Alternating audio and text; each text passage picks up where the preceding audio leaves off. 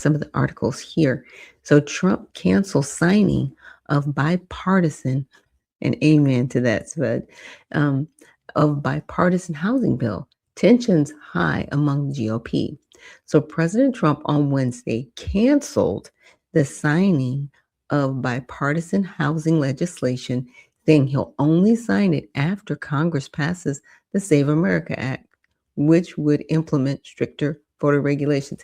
Didn't he say that back in like February? It's June, almost July. What are you doing, GOP? He told you. He said that. He was like, I'm not doing nothing until you bring me this Save Act. Really? Y'all thought he was playing. Look, he has nothing to lose, okay?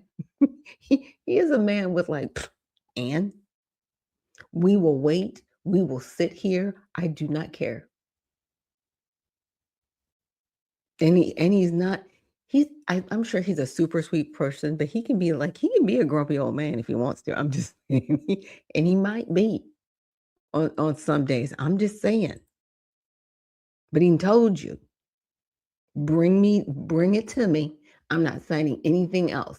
And y'all are acting brand new, like, oh my gosh, I can't believe this. He will veto everything else. Like, don't play with him. Don't play with him. Don't play with him. And 80% of all of us want this, including Democrats, Republicans, independents, libertarians, doesn't matter who you are. Everybody wants this. Over 80%. Get it done, Congress, because now y'all are just looking crazy at this juncture. So, Supreme Court rules prison guards cannot be sued for violating religious rights. What? Wait a minute, let me read that again.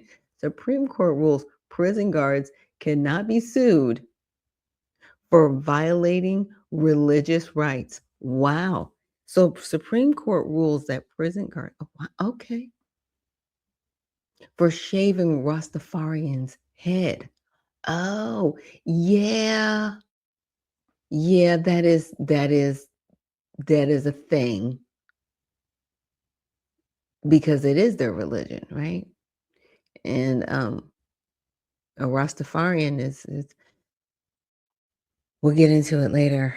I'm not getting into it right now, but yes, it can be their religious preference to grow their hair, not cut it.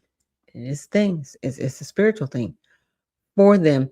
And all I can say is for those that are Rastafarians, don't come to America because they're going to shave your head. I'm just saying, like, it's not a thing. If you go to prison here, they're shaving it off. So just, yeah, rethink that pathway. I'm just saying. A Supreme Court ruling allows officials to deny admission to green card holders. Allows officials to deny admission. Okay. All right. So SCOTUS gave the government a blank check to weaken due process. Really? Are you sure? Now that's from the left. Now the center, their headline says, court decides with government in dispute over rights of green card holders accused of committing a crime. Now on the right, their headline reads, Supreme Court rules in favor of Trump administration on government's ability to deny admission to green card holders. So that means if you have a green card, right, everything's good, checks and balances, but the federal government says, no, you still can't enter here. People have a problem with that. It's not weakening the process. We have the right to tell anybody who is not a U.S. citizen, you can't be here. Just because you have a visa or a green card does not mean that you will not be denied entry. It is not I can just do whatever I want to. It doesn't work that way. And people are finding a hard stop at a wake-up call. My goodness.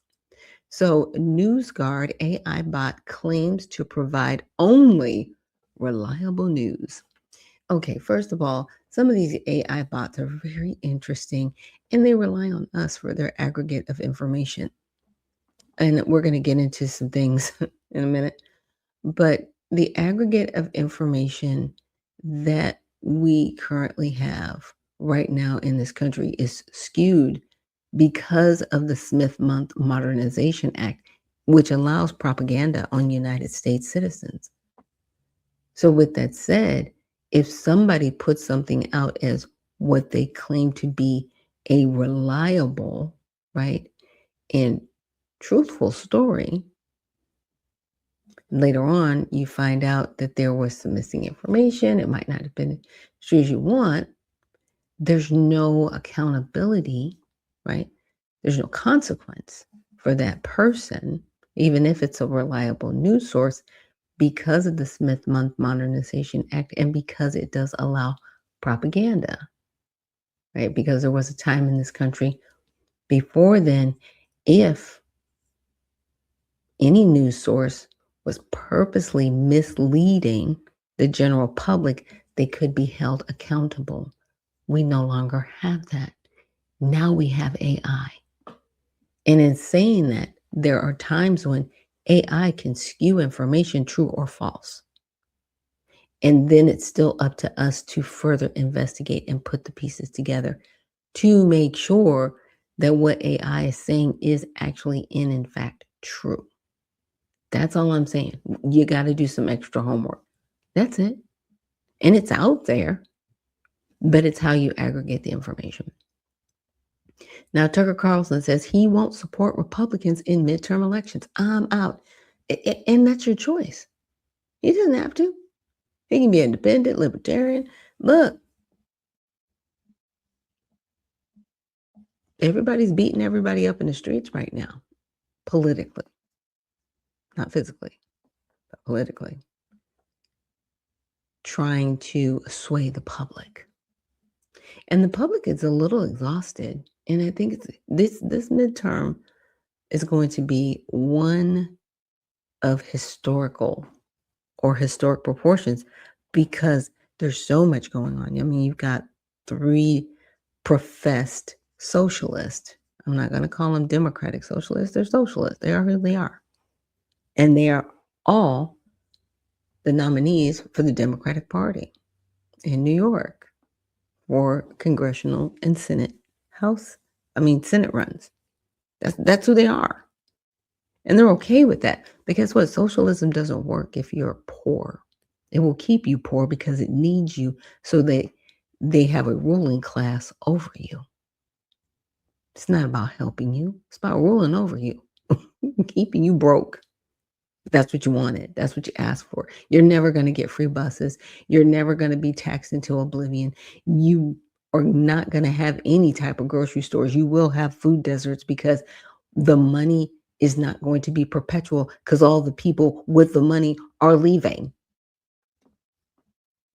Yeah. Welcome to New York. Okay. The Justice Department charges 455 people for over $6.5 billion in healthcare fraud. Now that is, I want to say that's across the country. That's not in just one place, but yeah. And the number's growing because it was like 1.4 billion, now it's 6.5. It's continuing to grow because that's what's happening. And now for Ilhan Omar, apparently new disclosures claim Representative Ilhan Omar's husband made less than $1,000 in 2025. I thought he made like $30 million somewhere. Huh? The numbers keep jumping up and around. He made less than $1,000. You have a winery. He had a company with the financial stuff. What? You don't just trip and make a mistake of, oh, I made $30 million. Oh, no, I didn't make 30 million. I only made 1,000. Okay, now, not only are you going to be audited, they are going to call for your arrest. They are going to call for your removal from Congress with all of this, because this is no longer a mistake. This is just nonsense at this point. It truly, truly, what? Oh my goodness. Okay, now let's get into not this X story. Let's get into some of the bookmarks that I've put aside. So we're going to get into, let me see. Let me move this here. Sorry, you guys. I like to be a little bit organized when I'm going through this. The one that popped up We're going to get into that one in a minute. So they